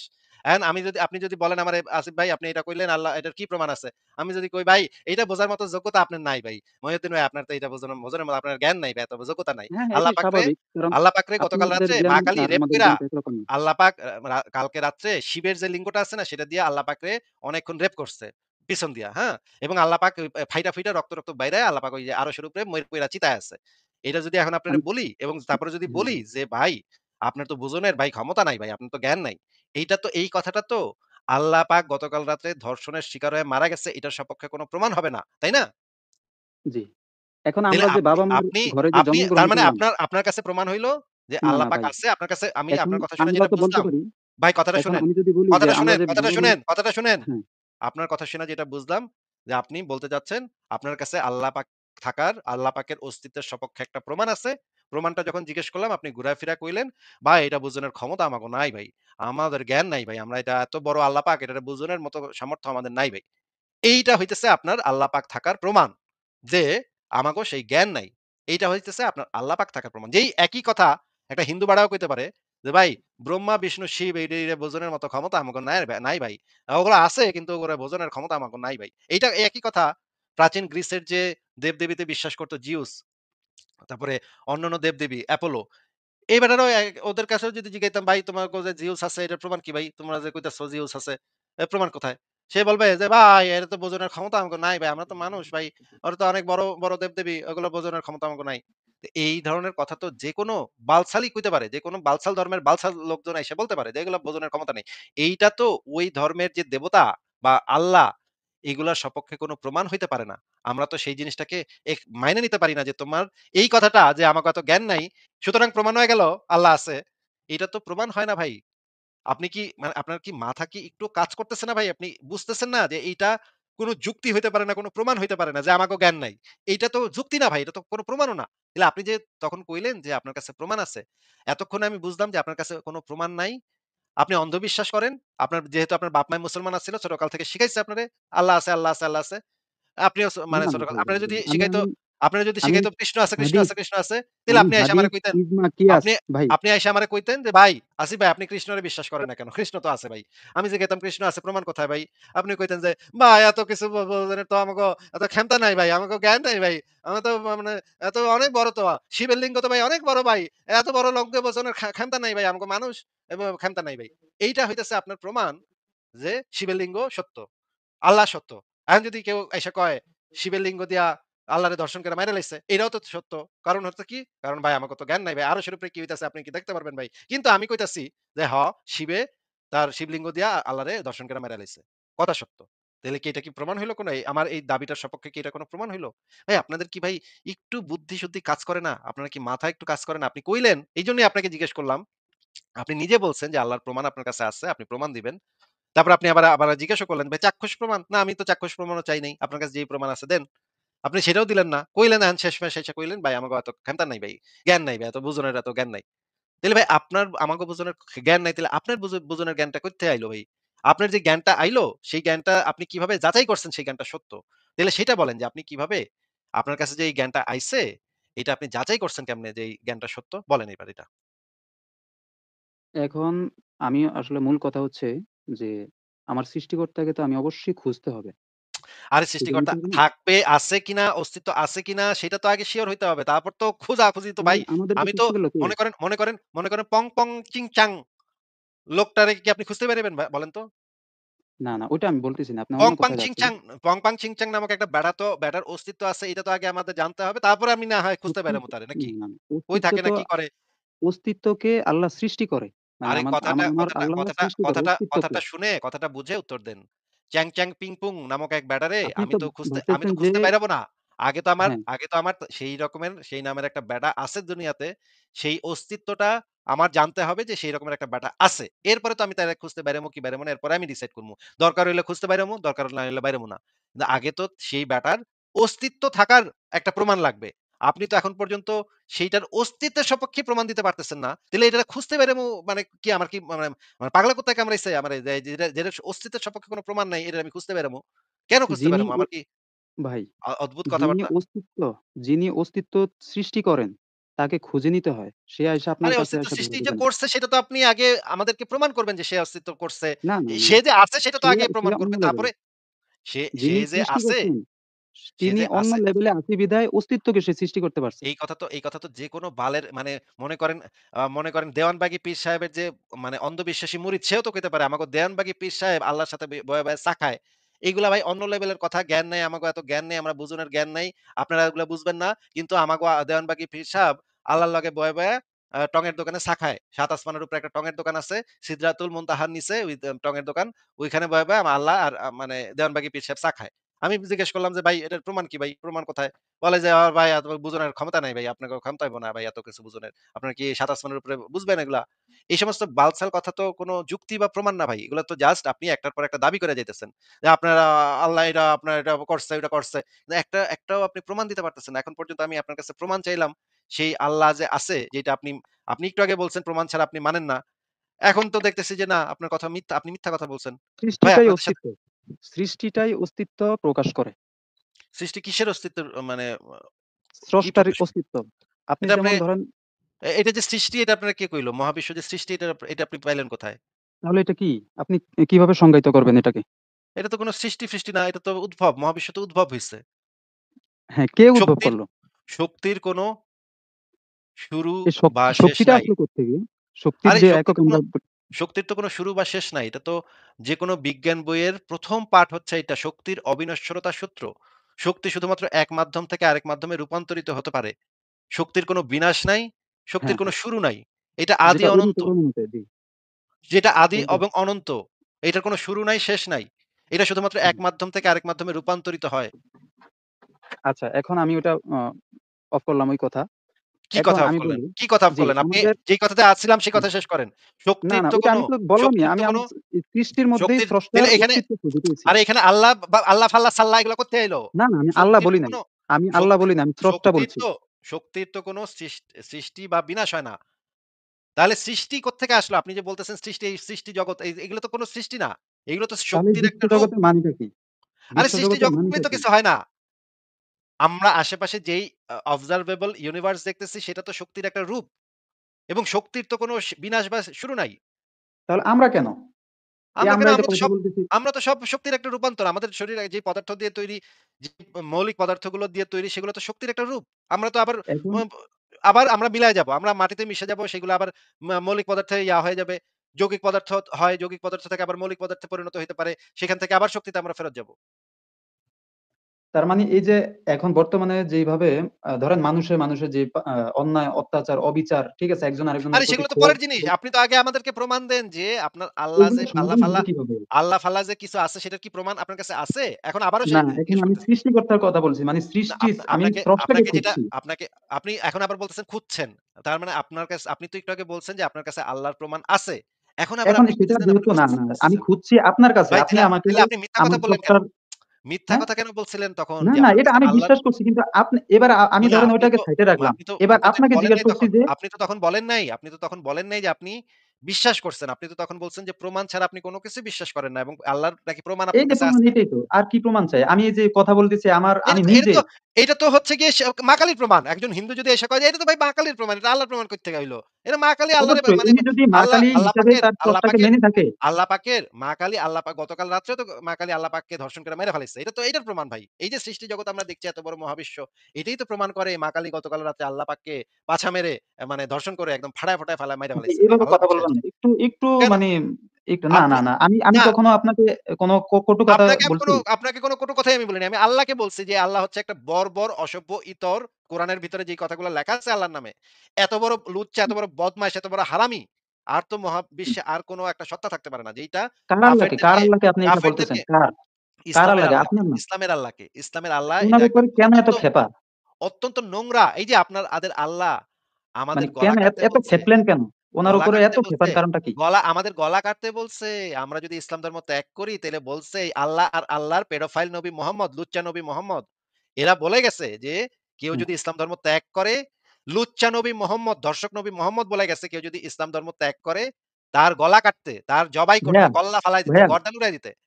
ভাইয়া, এটা কি আপনি জানেন না যে আপনার ভাইয়া লুচ্চা নবী একটু, মোহাম্মদ, একটু আপনার এড করি লম্পট ভাইয়া। নবী, আপনার ধর্ষক খুনী নবী মোহাম্মদ এটা বলে গেছে কেউ যদি একটু ইসলাম এড ধর্ম করি ত্যাগ ভাইয়া। করে। আপনি তাহলে আমাকে একটা সহজ উত্তর দেন তো যে একজন মানুষ মনে করেন আমি একটা মুসলিম পরিবারে জন্মগ্রহণ করেছি কিন্তু আমার ইসলাম ধর্মে বিশ্বাস হচ্ছে না। মনে করেন আমার মাথায় মানে সমস্যা আছে বা আমি বুঝতে পারতেছি না। আপনি যে বলছেন না অনেক জ্ঞান, এগুলা অনেক জ্ঞানের বিষয়, এগুলা আমি বুঝি না ভাই। আমার মাথায় ভাইয়া আটে না। জ্ঞানের বিষয় না। মানে ধরেন, আমাদের ধরেন যেই জি, মহিউদ্দিন জি। ভাই ধরে নেন, হ্যাঁ? আপনাকে আমি এক্সাক্টলি এটাই ঘটছে সেটা বলতেছি না। ধরে নিতে বলতেছি। যে আমার মাথায় মনে করেন আটতেছে না। আমি বললাম যে, "ভাই আমি তো বুঝতেছি না এগুলা। যে কি জিনিস এগুলা মানে ইসলাম ধর্ম আমি মানব না ভাই। আমার ইসলাম ধর্মে বিশ্বাস হয় না। আমি মানি না ইসলাম ধর্ম।" তাইলে আপনার ইসলাম ধর্ম অনুসারে আমার শাস্তি কি বলেন তো? ইসলাম ধর্মের অনুযায়ী আপনার কোন শাস্তি সেখানে হবে না। আচ্ছা ঠিক আছে। আমি তাহলে আপনাকে সেই দলিল প্রমাণগুলা বের করে দেখাই না, যেখানে দলিল এটাই। প্রমাণে হ্যাঁ, এটাই। কথার আপনি মাঝখানে একটু, কথা না, একটু কথার মাঝখানে কথা না, কথার মাঝখানে কথা সরি না। ভাই, সরি, কথার সরি। মাঝখানে কথা বলেন না।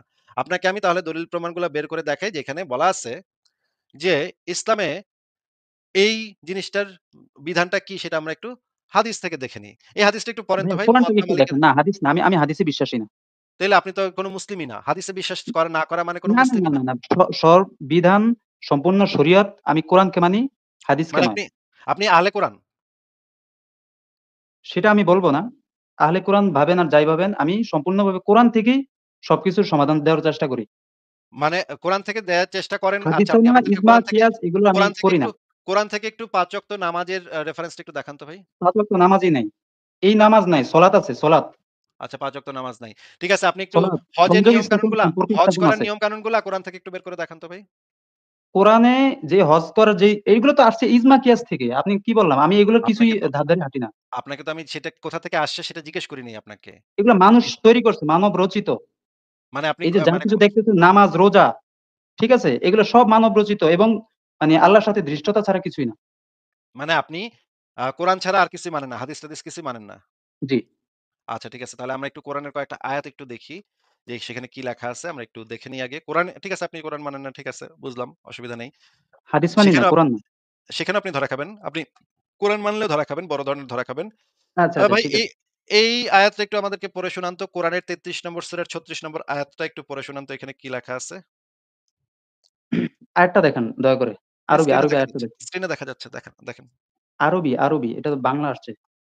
আপনি আরবি পড়লে তো এখানে অনেক বেশিরভাগ মানুষ বুঝতেই পারবে না। আপনি বাংলা একটু অনুবাদটা কষ্ট পড়েন। করে যদি লেখা দরকার হ্যাঁ, হয় ওটা ওখানে যদি দরকার অ্যা হয় আমরা আরবিটাও বের করব না, অসুবিধা নেই। কিন্তু আপাতত এটা বের করেছি, এটা একটু শেষ করেন আগে। আচ্ছা, আমি এগুলো সব ইনশাআল্লাহ আমি পড়ছি। ঠিক আছে? কিন্তু পড়ছেন এখানে কিন্তু এখন আপনি একটু আমাদেরকে জোরে, জোরে পড়ে শোনান। আপনি পড়ছেন কি হ্যাঁ, পড়েন নাই সেটা ভাই আমার প্রশ্ন না। আপনাকে জি। যেটা প্রশ্ন করা হয় বা যেটা করতে বলা হয় শুধুমাত্র সেটা করেন। আপনি এই আয়াতটা একটু পড়ে শোনান। এইখানে কি লেখা আছে? আল্লাহ ও তার রাসূল কোন নির্দেশ দিলে মুমিন পুরুষ ও নারীর জন্য নিজেদের ব্যাপারে কোন কিছু ইখতিয়ার করার অধিকার থাকে না। আচ্ছা। আল্লাহ যে আল আল্লাহ আল মানে হ্যাঁ, একজন মুমিনের আল্লাহর মানে ইয়াও মানতে হবে, রাসূলের নির্দেশও মানতে হবে নাকি আলাদাভাবে? নাকি শুধুমাত্র না, না, আল্লাহরটা না। মানলেই চলবে, রাসূলেরটা মানা লাগবে না? কোনটা? এখানে রাসূল বলতে রিসালাতকে বোঝানো হয়েছে, নট নবী। রিসালাতটাই কোরআন। আচ্ছা, রিসালাতটা কোরআন। আচ্ছা ঠিক আছে। আ মুহাম্মদের উপরে দায়িত্ব ছিল যে কোরআনকে বুঝিয়ে দেয়া। সেটা কি আপনি মানেন নাকি মানেন না? কোরআনে লেখা আছে এটা? হুম, হুম, হুম, হুম। অবশ্যই পইড়া এখন শুনিয়া দিবে। কে মানলো, কে মানলো না সেটা দেখার কোন দায়িত্ব দিয়া দেওয়া হয়নি। এবং আচ্ছা হেদায়েতের দায়িত্ব দেওয়া হয়নি যে আপনাকে হেদায়েত করতেই হবে। ঠিক আছে। তাইলে এই যে এই কোরআনে যে বলা আছে যে আ কোরআনে এটা কত নম্বর সূরা দেখে নেই একটু। এটা হচ্ছে ১৬ নম্বর সূরার ৪৪ নম্বর আয়াত। এখানে বলা আছে, আ "তোমার প্রতি নাজিল করেছি কুরআন যাতে তুমি মানুষের জন্য স্পষ্ট করে দিতে পারো।" স্পষ্ট হ্যাঁ, করে দিতে পারো। এটার মানে তো হচ্ছে গিয়ে বুঝায় দিতে পারো, তাই না? হ্যাঁ, হ্যাঁ, এটাই, এটাই। আচ্ছা ঠিক আছে, ঠিক আছে। মুহাম্মদ কি বিধান নিজে বানাইতে পারে ইসলাম না, অনুসারে? না, না। আচ্ছা ঠিক আছে। অন্তত আমি এই আমি আয়াত আমি আমি আমি বিশ্বাস আচ্ছা করি। ঠিক আছে, অসুবিধা নেই, অসুবিধা নেই। ৫৯ নম্বর সূরা ৭ নম্বর আয়াতটা আমরা একটু পড়ি। এখানে কি লেখা আছে একটু জোরে, জোরে পড়েন তো ভাই। রাসূল তোমাদের মধ্যে যা দেয় তা গ্রহণ করো আর যা থেকে সে তোমাদের মধ্যে নিষেধ করে তা থেকে বিরত থাকো এবং আল্লাহকে ভয় করো। নিশ্চয়ই আল্লাহ শাস্তি প্রদানে কঠোর। এটা হচ্ছে ওই মানে যে মানে যুদ্ধের ইয়া রাসূলেরও আলাদাভাবে কিছু দেয়ার অধিকার আছে নাকি? আল্লাহ no, no, no, no, no, no, no এটা পুরা আয়াতের অংশ না। এটা আয়াতের এটা পুরা সামান্য অংশ। আয়াতের আরো কিছু অংশ আছে।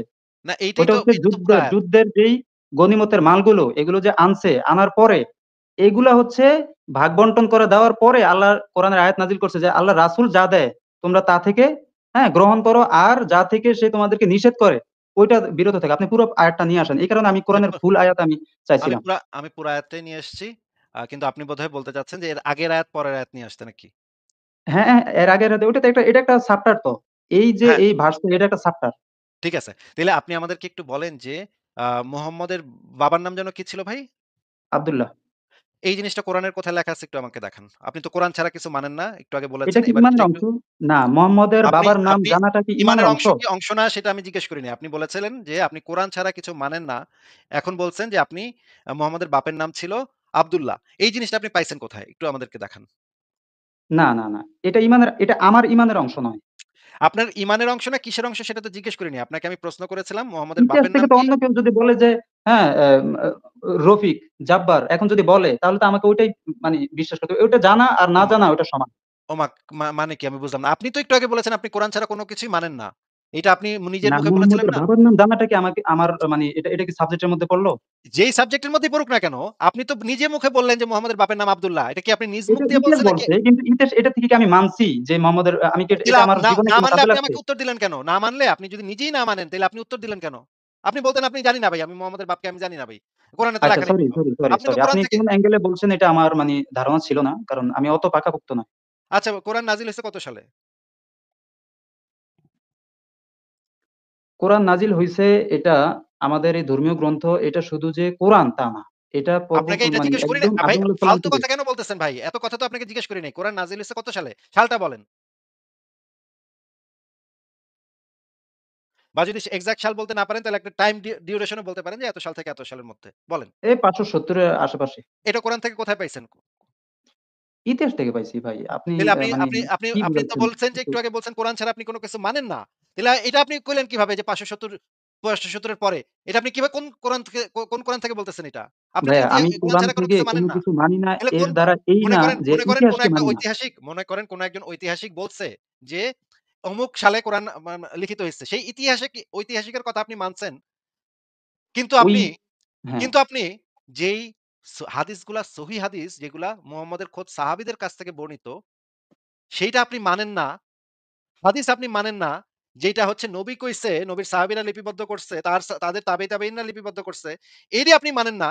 কিন্তু কোন না, এক এটার মধ্যে বালছাল কোনো ঐতিহাসিক রেফারেন্স নাই। কোন এক বালছাল ঐতিহাসিক সে কত বছর পরে এসে কইছে যে কোরআন নাজিল হয়েছিল ৫৭০ বা ৬০০ না, সাল থেকে ১০০ এতটা জনে যদি পর্যন্ত। একটা হাদিসের পিছনে রেওয়ায়েত করে, ঠিক আছে? রাবি হয়, তাতে কি আসে যায়? যদি ওই তাইলে হাদিসটা তাইলে আপনাকে যে জাল-জয়ীফ হয়? ঐতিহাসিক এই কথাটা বলছে, যে ঐতিহাসিক এই কথাটা বলছে তার কথার দলিল কোথায়? সে যে এটা বলছে, আমার ইমানের অংশই না। আমার আরে সোজা যেই কথা হচ্ছে, বালের অংশই হোক না কেন, আপনি তো উত্তর তো আমাকে দিছেন। তাইলে আপনি যদি না জানতেন, আপনি যদি কোরআনের এটা তো আমরা লেখা না ছোটকালে থাকতো তাহলে তো মাদ্রাসা আপনার থেকে পড়ছি। এই এটা মাদ্রাসা মাদ্রাসা থেকে, থেকে পড়ছি। আর মাদ্রাসার ওই ব্যাটারা পাইলো কোথায়? যে এইটার একটা প্রাইমারি সোর্স লাগে না? প্রাইমারি সোর্স বুঝেন? মাদ্রাসার যেই বেড়া এটা লিখছে, যে বইয়ের ভিতরে এটা লিখছে মাদ্রাসার বইতে, এই বেড়া এই তথ্যটা পাইলো কোথায়? এটার একটা প্রাইমারি সোর্স লাগে না ভাই? এখন প্রাইমারি সোর্স বলতে আপনি কি বুঝাচ্ছেন? প্রাইমারি সোর্স বলতে বোঝাচ্ছি এই জিনিসগুলা তো আসছে ইবনে ইসহাকের বই থেকে। ইবনে ইসহাকের যে সিরাতে রাসূলুল্লাহ বইটা, সেই বইটা থেকে এগুলো আসছে তো। আপনার যে মাদ্রাসাতে থেকে যেগুলা পড়ছেন, সেগুলো তো জি, মূলত আসছে তাবারির হিস্ট্রি এবং ইবনে ইসহাকের হিস্ট্রি থেকে। এর সমসাময়িক সময়ে ইমাম আবু হানিফার সময়ে হাদিস গ্রন্থ লিপিবদ্ধ হয়ে গেছে। সেইখান থেকে আরেকটা চেইনে গেছে হাদিস, একটা চেইনে গেছে সিরাত। এই জি। জিনিসগুলা থেকেই তো আপনি এই জিনিসগুলা জেনেছেন। আপনি যখন মাদ্রাসাতে পড়েছেন তখন তো এই সোর্স থেকেই আপনি মূলত আপনার বই, আপনি যেই বই পড়েছেন সেই বইয়ের লেখকেরা এই বইগুলা অধ্যয়ন করেই সেই বইগুলা লিখছে। এই কারণে সেই বইগুলা হচ্ছে প্রাইমারি সোর্স, ইসলামের প্রাইমারি সোর্স। ঠিক আছে? এখন আপনাকে আমার জিজ্ঞাসা হচ্ছে যে আপনি যে বললেন যে মুহাম্মদের জীবন ছিল ৫৭০ থেকে ৬৩২। এই জি। ইনফরমেশনটাও আপনি পেয়েছেন আসলে ইবনে ইসহাকের বই থেকে এবং একই জি। সাথে তাবারির হিস্ট্রি থেকে। এখন এইগুলা হচ্ছে primary Islamic source. Primary Islamic source গুলাকে তো আপনি অবশ্যই মানতেছেন। তাহলে সেই প্রাইমারি ইসলামিক সোর্স গুলার ভিতরে সবচাইতে ভ্যালিড, সবচাইতে ভেরিফাইড সোর্স গুলা হচ্ছে হাদিস। যেগুলা তাই বলে বারবার চেক সবগুলো করা হাদিস মানতে হয়েছে। হবে? এটা কোনো কথা? ইমাম সেটা তো বুখারীও তো বইলা গেছে। এখন যদি আমি ইমাম বুখারীর ভাষ্য অনুযায়ী যাই, ইমাম বুখারীও বইলা গেছে যদি কোরআনের সাথে কোনো হাদিস এদিক-সেদিক হয় তো এটাকে বিরত রাখবেন। কোনো সমস্যা নাই। এটা কি জানেন? সেই কোরআনের যে আয়াতটার ব্যাখ্যাটা তো আপনার হাদিসকে বলা হয় কোরআনের ব্যাখ্যা। নবী মোহাম্মদ একটু আগে আপনাকে যে না, না, আয়াত না। কে দেখালাম, বলছে আপনাকে? এটা এটা ফাঁকা এটা হচ্ছে খবর, খবর, কথা সংবাদ, কথার সাংবাদিক। মাঝখানে কথা বললে আরেকবার কথার মাঝখানে কথা বললে কিন্তু আপনার সাথে দুর্ব্যবহার করা হবে। আপনার সাথে কিন্তু সরি। খুবই ভদ্রভাবে কথা বলা হচ্ছে। ঠিক আছে? আপনাকে জি, যেটা বলছি সেটা আগে শুনে নেন। কোরআনের ব্যাখ্যা হচ্ছে হাদিস, যেটা হচ্ছে নবী মোহাম্মদ কোরআনের আয়াতগুলা মানুষকে কিভাবে বুঝায় দিয়ে গেছে, সেইটা হচ্ছে কোরআনের সত্যিকারের অর্থ। আচ্ছা, আপনার সাথে এই যে মানে আপনার আলে কোরআনদের সাথে আলোচনা করাটা একটু বিরক্তিকর। কারণ তারা কোন কিছু মানে না এবং আ মানে খুবই উৎকট সমস্ত কথাবার্তা বলে। আপনাকে এই কারণে আমি কয়েকজন আলেমের বক্তব্য শুনায় দেই। কারণ আপনার সাথে অনর্থক মানে করাটা মুশকিল হয়ে যাবে। আ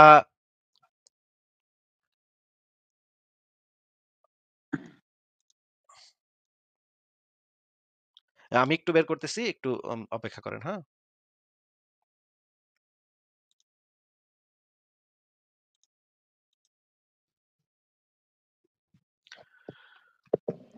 আচ্ছা ভাইয়া, আমি আসলে ওইটা আমি মানে শুনতে চাচ্ছি না। ঠিক আছে? উম আপনি আ যেটা আমি বাংলাদেশের প্রখ্যাত আমি একজন শুধু আলেম আপনার সাথে কথা বলার আহমদুল্লাহ, জন্য আমি আহমদুল্লাহ, না, না, না, আহমদুল্লাহর না, একটা বক্তব্য আমি শোনাচ্ছি। না, না, না, সরি, সরি, সরি। আ আমাকে উনার দেখেন না। আমি কোন আ বাংলাদেশের কোন আলেমের আমি এগুলো শুনি না এবং শুনছি যতদিন শোনার আর আর শোনার কোন প্রয়োজন নেই।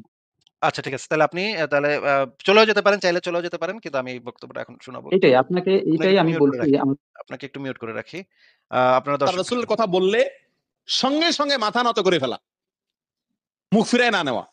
কোরআন হাদিসের কথা শুনলে, আল্লাহ এবং তার রসুলের কথা বললে ওখান থেকে কি না নেওয়া, মুখ ফিরায়া না নেওয়া। আল্লাহ তাআলা বলেন আতিউল্লাহ ওয়া রাসূলা, তোমরা আল্লাহ এবং তার রসুলের আনুগত্য করো। ফাইন তাওয়াল্লাউ, যদি তোমরা আল্লাহ এবং তার রসুলের কথা থেকে মুখ ফিরায় নাও, ফাইন্নাল্লাহা লা ইউহিব্বুল কাফিরিন। সূরা আলে ইমরানে আয়াত আল্লাহ তাআলা আমাদেরকে বুঝাইলেন, বললেন যে আল্লাহ এবং তার রাসূল এর আনুগত্য করতে হবে। আমরা যদি শুনি যে এই জিনিসটা কোরআনে অথবা হাদিসে আছে, সঙ্গে সঙ্গে ওখানে মাথা নত করে দিতে হবে। অনেক সময় হয় কোরআন হাদিসের কথা বললে আমরা বলি কি, আরে রাখ রাখ তোর কোরআন হাদিস, নাউজুবিল্লাহ, এরকম বলি না অনেক সময়। এটা কাফেরের কাজ। এটা কার কাজ? আল্লাহ তাআলা সেজন্য বলেছেন এই আয়াতের মধ্যে, আল্লাহ তাআলা বলছেন যে আল্লাহ তাআলা এই ধরনের কোরআন হাদিসকে ডাইরেক্ট অস্বীকার করে এরকম মানুষকে আল্লাহ তাআলা পছন্দ করেন না। এগুলো কোনো কোনো ক্ষেত্রে কাফের হয়ে যায়, মানুষ ইসলাম থেকে বন্ধু খারিজ হয়ে যায়। অতএব আল্লাহর অপ্রিয় কাজের ভিতরে এইটা 10 নম্বর কাজ, যে আল্লাহ এবং তার রাসূলের কথা শুনলেন সঙ্গে সঙ্গে কি করতে হবে? মাথা নত করে ফেলতে হবে। ব্যাস। আল্লাহ বলছেন, ও তাহলে আর কোনো কথা নাই। রাসূল বলছেন, খালাস, আর কোনো কথা নাই। আরে রাখ রাখ, কত হাদিস শুনছি, তোর হাদিস। মাথা বিশেষ করে যখন গরম গরম থাকে তখন আমরা এরকম বলি। এরকম করাটা উচিত না। আল্লাহ তাআলা আমাদের হেফাজত আচ্ছা, আমার মনে হয় যে আমরা এই জিনিসগুলো আপনাকে দেখায় দিলাম এবং কোরআন হাদিস না মানলে যে সেটা কুফরি, সেই ভিডিওগুলো আমরা বহুবার দেখিয়েছি।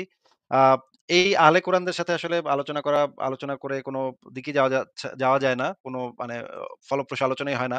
মহিউদ্দিন সাহেব, যেহেতু আপনি আহলে কোরআন, সেহেতু আপনাকে আমি তাহলে একটু অনুরোধ করি যে আপনি একটু দয়া করে বাংলাদেশের যেকোনো একজন আলেমকে গিয়ে আপনি কি এই জিনিসটা বুঝায় আসতে পারবেন যে আ আ শুধুমাত্র কোরআন মানতে হবে, হাদিসটা যে মানা যাবে না, সেটা কি কোন আলেমকে কি বুঝায় আসতে পারবেন? তারপরে আমাদের সাথে আলোচনা না, না। করতে আসতে পারেন? এগুলো সবকিছু উনারা জানে। তারপরেও না, তাহলে উনারা আপনি একটু দয়া করে ইসলামিস্টদের সাথে একটু গিয়ে মানে বিতর্কটা করেন বা আলোচনাটা করেন। কারণ এই আমাদের নাস্তিকদের প্ল্যাটফর্ম আপনার জন্য আসলে পারফেক্ট জায়গা না। আপনি একটু দয়া করে আলেমদেরকে গিয়ে বুঝান যে মুরতাদদেরকে না, হত্যা করা যাবে না। মুরতাদদেরকে না, হত্যা না। করাটা এটা শুধু নবীর যুগে ওই ভাই, কথার মাঝখানে কথা বলেন না। এই যেই বুঝটা আমাকে আপনি বুঝাইবেন, আমি তো আপনাকে বলেই দিচ্ছি যে যেই বুঝটা ১৪৫০ বছর ধইরা ইসলামী শরীয়তে মুরতাদেরকে হত্যা করা হয়ে আসতেছে। এখন পর্যন্ত আফগানিস্তানে, ইরানে, সৌদি আরবে এই আইন চালু আছে। সৌদি আরবে সম্ভবত এখন বন্ধ করে দিচ্ছে। এখন পর্যন্ত ইসলামী শরীয়তে এই আইনটা চালু আছে। তাহলে আপনি একটু দয়া করে সৌদি আরবে মদিনা বিশ্ববিদ্যালয়ে গিয়ে মদিনা বিশ্ববিদ্যালয়ের সমস্ত টিচারদেরকে ডেকে আপনি তাদেরকে একটু বুঝান যে, "ভাই, আপনারা তো এই ১৪৫০ বছর ধরে ভুল ইসলামের পথে ছিলেন। আসলে তো কোরআনে বলেছে মুরতাদদেরকে চলে যেতে দাও। ওরা ইসলাম ত্যাগ করেছে, ওদেরকে চলে যেতে দাও। কোন সমস্যা নাই।" এই জিনিসটা মদিনা বিশ্ববিদ্যালয় এবং আল আজহার বিশ্ববিদ্যালয়ে গিয়ে একটা সেমিনার করেন। তাদেরকে গিয়ে এই বুঝটা বুঝান এবং সৌদি আরবের যে শরিয়া কাউন্সিল, যেখানে হচ্ছে গিয়ে সারা পৃথিবীর সবচাইতে বড় আলেমরা সেখানে বসে। তাদেরকে কি আপনি বুঝায় আসেন যে আপনি যে বুঝটা বুঝছেন কোরআন হাদিস থেকে বা কোরআন থেকে, যে মুরতাদদেরকে এখন আর হত্যা করা যাবে না, এটা ওই সময় প্রযোজ্য ছিল। কিন্তু আপনাকে তাইলে আরো যাদেরকে বুঝাইতে হবে যে ইমাম আবু হানিফা, ইমাম শাফি, ইমাম আহমদ ইবনে হাম্বল, এই ৪ জন ৪ মাযহাবের যে ৪ জন ইমাম মালিকের কথা বলতে ভুলে গেছি। এই ৪ মাযহাবের যে ৪ ইমাম, এই ৪ ইমামের যে গ্রন্থগুলো আছে সেগুলো তো আপনার পাল্টাইতে হবে। কারণ তারাও তো এই বুঝটা বুঝছে যে মুরতাদদেরকে কতল করতে হবে। এখন আপনি ১৪৫০ বছর পরে এসে যদি বলেন যে, "ভাই, এরা সবাই ভুল বুঝছে, ইসলামটা তারা বুঝতে পারে নাই। আল্লামা ইবনে কাসির বুঝতে পারে নাই, ইমাম ইবনে তাইমিয়া বুঝতে পারে নাই, ৬ হাদিস গ্রন্থের লেখকেরাও ইসলাম বুঝতে পারে নাই। তারপরে হচ্ছে গিয়ে ইবনু হাজার আসকালানি ইসলাম বুঝতে পারে নাই। তারপরে মানে সারা পৃথিবীর এত বড় আলেম, ইসলামের এত বড় আলেম কেউই কোরআনটাকে ঠিকভাবে বুঝতে পারে নাই। তারা এতদিন ধইরা মুরতাদদেরকে হত্যা করে আসতেছিল। হঠাৎ করে আপনি বাংলাদেশের একজন সুনাহাগা মাদ্রাসা থেকে হয়তো পাস করছেন। না পাস করেন নাই সেটাও আমি জানি না। আপনি এসে বলতেছেন যে কোরআনের যে আসল অর্থটা সেটা হইতেছে মুরতাদদেরকে ছেড়ে দাও। তাইলে ভাই আপনি আগে গিয়া তাদেরকে কারোকে বুঝায় আসেন। তখন আমরা এবং এই বিষয়ে একটা বই লেখেন। বই লেখার পরে আপনি সেই বইটা এই সমস্ত আলেমদেরকে পাঠান। আলেমরা পড়ে আপনাকে যদি তারা বলে যে, "হ্যাঁ, আমরা একটা নতুন ইসলাম মহিউদ্দিন ভাইয়ের কাছ থেকে শিখলাম। এতদিন ১৪৫০ বছর আমরা ভুল পথে ছিলাম। ১৪৫০ বছর আমরা মুরতাদদেরকে হত্যা করে আসতেছি। আজকে আমরা জানতে পারলাম যে কোরআনে তো আসলে উল্টা কথা বলছে। কোরআনে তো মুরতাদদেরকে হত্যা করতে বলে নাই। ওদেরকে চলে যেতে দিতে বলছে। আমরা এতদিন ধরে হুদায় মুরতাদদেরকে মারছি।" এই জিনিসটা আপনি তাদেরকে গিয়ে বুঝাবেন। আমাদেরকে কেন বুঝাইতেছেন ভাই? এটা তো বুঝলাম না। মহিউদ্দিন ভাই, বলেন তো? না ভাইয়া, ওইটা তো প্রসঙ্গ কারণে কথাটা গেছে আরকি। না, বলা হইছে ১৪৫০ এরকম। বছর জি। ধরে ইসলামী শরিয়া আইনে তো মুরতাদ হত্যা করা হইছে, তাই না? এটা আপনার মাধ্যমে আমি জনগণকে এটা বললাম আরকি। ঠিক আছে? আমি আপনাকে যে যেটা আপনি জিজ্ঞেস করি দেখতেছেন। সেটার একটারও সঠিক আপনি মানে কারেক্ট উত্তর দেন না। ১৪৫০ বছর ধরে ইসলামী শরীয়তে তো মুরতাদ হত্যার বিধান এখনো আছে। ইসলামী যেকোনো একটা শরীয়তের গ্রন্থ যদি আমি আপনাকে ফিকের গ্রন্থ যদি আইনা দেখাই, যে এই গ্রন্থে এইগুলা লেখা আছে, আপনি মানেন কি মানেন না সেটা ভিন্ন কথা ভাই। কিন্তু এগুলো ফিকের কেমন গ্রন্থতে তো ঢালাঢালি এটা হয়ে গেছে ভাই। যতদিন থেকে আমি কোরআন পড়া শুরু করছি, এই ভাই, ধরনের আপনাকে যেটা এগুলো জিজ্ঞেস হইতেছিল, করতেছি এখন সেটার বিরক্তিকর উত্তরটা লাগে। দেন। জি। ফিকের গ্রন্থতে যে এগুলা লেখা আছে এটা তো আপনি জানেন নাকি? হ্যাঁ, এগুলো এইজন্য তো বললাম। ৪ খুবই মাযহাবের বিরক্তিকর। ৪ মাযহাবের ৪ ইমাম যে এই বিষয়ে একমত যে মুরতাদের একমাত্র শাস্তি মৃত্যুদণ্ড। এইটা তো লেখা জি, আছে। এটা তো আপনি জানেন জি। নাকি?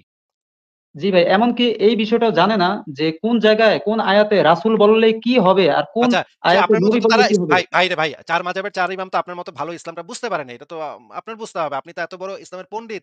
এরা কেউ ইসলাম ভাই না, বুঝতে না পারে নাই। ভাই। আপনি আমি যা আপনি এত পাইছি ভালো তাই বুঝছেন বলছি। কোরআনটাকে। ভাই মহিউদ্দিন ভাই, আপনি কোরআনটাকে এত ভালো বুঝছেন, এত সুন্দর বুঝছেন। এই বুঝটা তো ভাই ৪ মাযহাবের ৪ ইমামের এই জ্ঞানটা ছিল না তো ভাই। ওরা তো বোকা-শোকা লোক ছিল। ওরা কিছুই বুঝে নাই। আপনার মতো পণ্ডিত তো তারা ছিল না ইসলাম সম্পর্কে। কি করব ভাই বলেন? এখন কথা হইতেছে ভাই ১৪৫০ বছর ধইরা ইসলামের যে হুকুমত, ইসলামের যে শরিয়ত, ইসলামের যে খিলাফত, এই খিলাফতে তো ১৪৫০ বছর ধইরা এই ভুল ইসলামের কারণে তারা মুরতাদ কতল করছে, তাই না? জি, হ্যাঁ, তাইলে এই যে এতদিন ধইরা যে ১৪৫০ বছর ধরে যে মুরতাদ কতল হইতাছে, এই ১৪৫০ বছর ধরে যে কোরআনের এই ভুল ব্যাখ্যাটা কইরা এরা যে মারতেছিল, তার মানে আপনি বলতে জি। চাচ্ছেন তারা কোরআনটা বুঝতে না পাইরা তারা এই ভুল করছিল নাকি ভাই? জি, জি, জি, এটাই, এটাই। এখন আপনি সঠিক ব্যাখ্যাটা দিতেছেন যে মুরতাদদেরকে আর মারা যাবে না নাকি? না, এটা ইসলামী রাষ্ট্র হওয়ার পরে সরকার মানে এটা ভাইবা দেখবে যে ওনার অপরাধটা কতটুকু গুরুতর হইলে তাকে একটা মৃত্যুদণ্ড দেওয়ার সেই মানে ইয়া দেওয়া যায়। ওইটা হচ্ছে ইসলামী রাষ্ট্র থাকলে এবং পরিপূর্ণ মানতে হবে সম্পূর্ণ পরিস্থিতির আলোকে। যদি উনি যদি আচ্ছা, তাহলে ঘাত্তারামি বেশি আপনার করে একটু হ্যাঁ, একটা প্রশ্নের উত্তর দেন তো ভাই। যে আপনার জি, মতাবলম্বী যে মুরতাদদেরকে হত্যা করা যাবে না, হুম। এইটার পার্সেন্টেজটা কত মুসলমানদের মধ্যে? এটার পার্সেন্টেজ কি পরিমাণ হইতে পারে বলেন তো একটু? আছে প্রায় আমি এটা আইডিয়া করি না। কিন্তু অনেকেই আছে। আমাদের এই অনেকে প্ল্যাটফর্মে আছে কিন্তু অনেক মানে মুসলিমদের মধ্যে এটা পার্সেন্টেজ যে কত হবে? মানে 1% তো হবে না, 1% এর কম হবে, তাই না?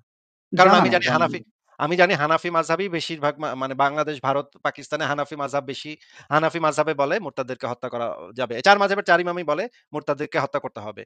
এবং ইসলামের সালাফিরা, ওয়াহাবিরা, আহলে হাদিস এরা সবাই একমত এই বিষয়ে মুরতাদদেরকে হত্যা করতে হবে। শুধুমাত্র আহলে কুরআন যাদের সংখ্যা 0.01% এরও কম হবে আমি যতদূর মনে করি। তারপরে ধরে নিলাম 0.5%, হ্যাঁ? হুম, আপনারা মনে করেন যে মুরতাদদেরকে হত্যা করা যাবে না। এইটার সংখ্যাটা তো এর চেয়ে বেশি হবে না। 0.5% এর বেশি তো হবে না, তাই না? জি, জি, আর 99.5% মনে করে মুরতাদদেরকে হত্যা করতে হবে নাকি? জি। এবং ১৪৫০ বছর ধরে মানুষ এই যে ইসলামের বড়, বড় আলেমরা এইভাবেই ব্যাখ্যা করে গেছে যে হাদিসকে মেনে মুরতাদদেরকে হত্যা করতে হবে। সেটা হাদিসকে তো না, কোরআনকে মানে কোরআন, কোরআন। কোরআন না, না, হচ্ছে আপ শরিয়াত। আপ এটা তো আপনার কথা জিজ্ঞেস করছি না। জি, ১৪৫০ বছর ধরে যে আলেমরা বই লিখছে তারা তো ওই হাদিসটাকেও মেনেছে, তাই না? হুম, হাদিসটাকে মেনে তো আইনের বই তৈরি করছে। ফিকের গ্রন্থগুলা তৈরি করছে তা হাদিসকে মেনে নাকি? জি। তার মানে তারা সবাই ভুল ছিল। আপনারা যে 0.5% তারা হচ্ছেন একমাত্র সঠিক ইসলামের পথে আছেন। বাদবাকিরা হচ্ছে ভুল ইসলামের পথে আছে। নাকি ভাই? এখন আপনার মতামতটা কি? যে আমি যেটা বললাম আমার এটা কোন কি ঠিক? মতামত নাই এই বিষয়ে। আমার কোন মতামত নাই। আপনাকে আমি জিজ্ঞেস করছি যে আপনি তো সঠিক ইসলামের পথে ছিলেন এবং বাদবাকি তামাম আ মানে 99.5% মুসলমান এবং ইতিহাস হিসাব করলে আপনাদের সংখ্যা আরো কমে যাবে। তো ইতিহাস হিসাব করলে আরো কমবে আপনাদের সংখ্যা। এখন আপনাদের যে সঠিক ইসলামটা কোরআনটাকে না বোঝার কারণেই তো এই সমস্যাটার মানে উৎপত্তি ঘটছে, তাই না? জি। কিন্তু ভাই এতগুলা মানুষ 99.5% মানুষ কোরআনটাকে বুঝতে পারল না। শুধুমাত্র এই আপনারা 0.5% কোরআনটাকে বুঝলেন। এই জিনিসটা তো কোরআনকে ভায়োলেট করা হয়ে গেল। কারণ হচ্ছে কি কোরআনে কারণে? বলা আছে হ্যাঁ, আমি দেখাচ্ছি কি কারণে। কোরআনে বলা হচ্ছে, "আমি কোরআনকে সহজ করে দিয়েছি উপদেশ গ্রহণের জন্য। আমি কোরআনকে সহজ করে দিয়েছি উপদেশ গ্রহণের জন্য। অতএব কোন উপদেশ গ্রহণকারী আছে কি? কোন উপদেশ গ্রহণকারী আছে কি?"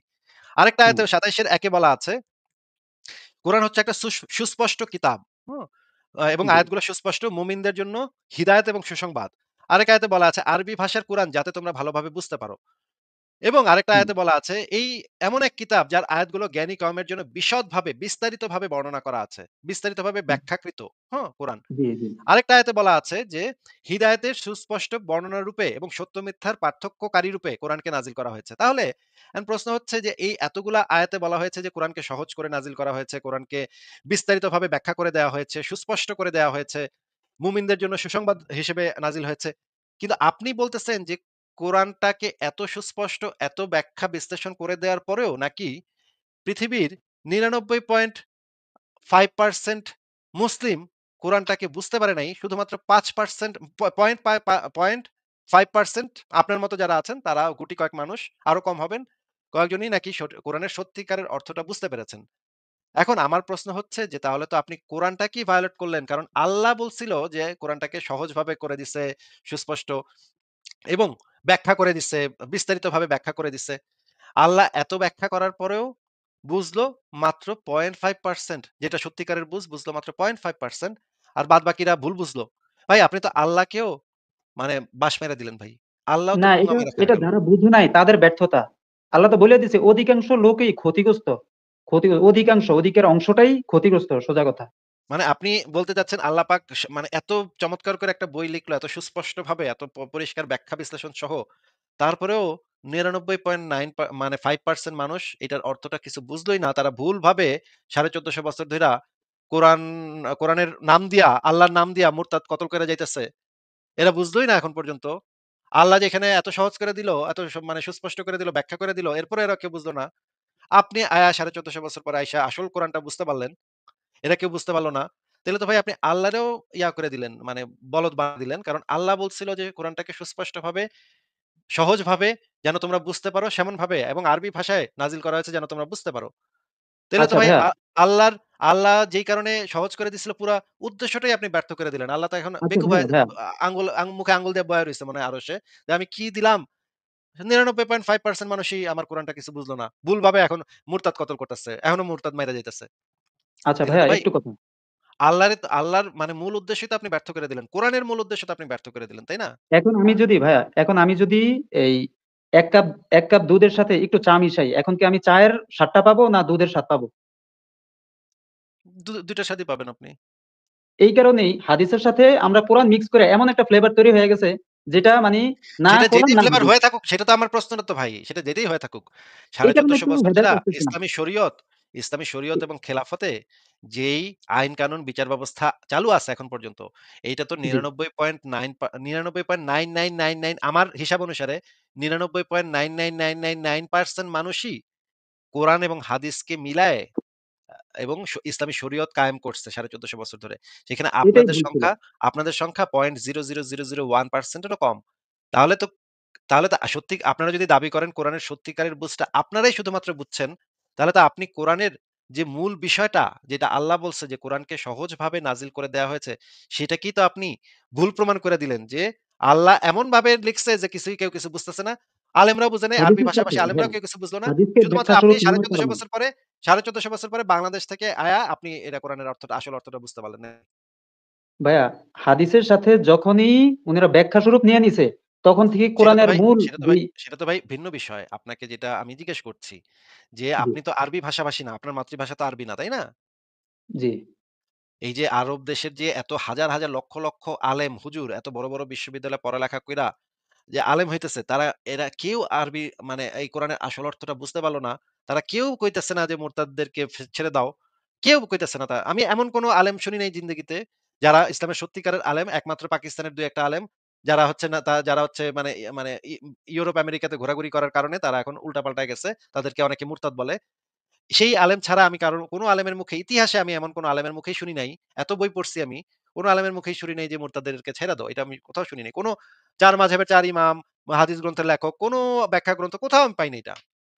আপনি ১৪৫০ বছর পরে যে আরবি বুঝেন না, যে যার কাছে আরবি মাতৃভাষাই না, সে আইসা কোরআনের আসল অর্থটা বুঝলেন। কিন্তু এত আলেম কেউ কোরআনের আসল অর্থটা বুঝলো না। তাইলে আল্লাহ কি একটা বলদ ভাই? যে এইভাবে যে সে লিখলো, ভাই এখানে কথা সেই আছে, একটু কথা বলি। সেই বলদার বাচ্চা বলদা আল্লাহ পাক এমন একটা গ্রন্থ নাজিল করলো যেটার অর্থ ১৪৫০ বছর ধরে মানুষ বুঝলো না। আপনি আইসা ১৪৫০ বছর পরে আসল অর্থটা বুঝলেন ভাই। এটা কেমন কথা? ভাই আল্লাহ তাআলা তো বলেই দিছে যে পূর্ববর্তী কোন কিতাবের সাথে যদি আমার এই কিতাব তোমরা মিক্স করো, তাহলে তোমরা বিপদে চলে যাবা। ঠিক আছে? ওইটা তখনকার সেটা সময় ছিল যাই হচ্ছে বলছে যে না কেন? তাওরাত জাবুর। সেটা এটা যাই তাওরাত, বলছে না তাওরাত কেন? জাবুরের কথা বলছে। সেটা যাই পূর্ব বলছে না কিতাব। কেন? কিন্তু এটার যে বুঝটা যে আপনার বুঝটা যে সঠিক বুঝ এবং বাদবাকি সমস্ত আলেমদের বুঝটা যে বেঠিক বুঝ, তাইলে তো জি। কোরআনের মূল উদ্দেশ্যটাই ব্যাহত হইল। যেখানে আল্লাহ বলছিল কোরআনটা সুস্পষ্ট, সহজ, বিস্তারিতভাবে ব্যাখ্যাকৃত। তার মানে এরা তো এই বিস্তারিতভাবে ব্যাখ্যা করার পরেও তো ৯৯.৯৯% মুসলমান কোরআনের আসল অর্থটা বুঝতে পারে নাই। আপনি শেষে গিয়া বুঝলেন, তাই না? ভাইয়া সলাতের মূল যেই ব্যাখ্যাটা এটা একটু দিবেন কি? ধুরো ভাই, সলাতের মূল ব্যাখ্যা এখন তো এখানে আলোচ্য বিষয় না। আপনাকে জিজ্ঞেস করতেছি যে ভাই আপনি যদি কথা বলতে না চান তাহলে আপনাকে বিদায় জানাই। আর ভালো লাগতেছে না ভাই। তাহলে আপনাকে বিদায় জানাই। আপনি উত্তর দেন না। একটারও উত্তর দেন না। আপনাকে তাহলে বিদায় জানাই। ভালো থাকেন। মানে আপনি একটারও ঠিকঠাক মতো উত্তর দেন না। পট করে আরেকটা জিনিস জিজ্ঞেস করে ফেলেন। আচ্ছা পরের জনকে যুক্ত করি।